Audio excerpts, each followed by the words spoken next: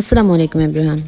যেহেতু রোজা চলেই এসেছে, তাই রোজার উপলক্ষে বেশ কিছু ক্রাফট আইডিয়া করা দরকার, তাই না?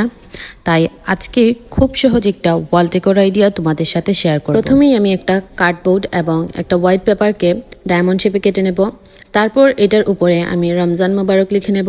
যেহেতু আমার হ্যান্ডরাইটিং অতটা ভালো না, তাই আমি ল্যাপটপ থেকে এটাকে প্রিন্ট করে নিলাম। কার্ডবোর্ডের উপর গ্লু লাগিয়ে ওইটাকে অ্যাটাচ করে নেব। যখন আমি ক্রাফট আইডিয়াটা শুরু করেছিলাম, তখন আমার আগে থেকে কোনো ডিজাইন সিলেক্ট করা ছিল না।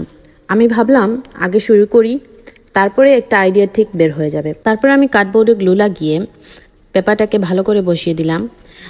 দেন এটাকে মজবুত করার জন্য আমি এটার উপরে মাস্কিং টেপ ইউজ করব। যেহেতু আগে থেকে কোনো আইডিয়া সিলেক্ট করা ছিল না, তাই আমি আজ শুধু এইটুকু করে রেখে দিলাম। নেক্সট ভিডিওতে আমি আপনাদের সাথে বাকি কাজটুকু শেয়ার করব।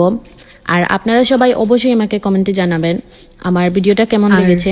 আমার তরফ থেকে সবাইকে রমজান মোবারক।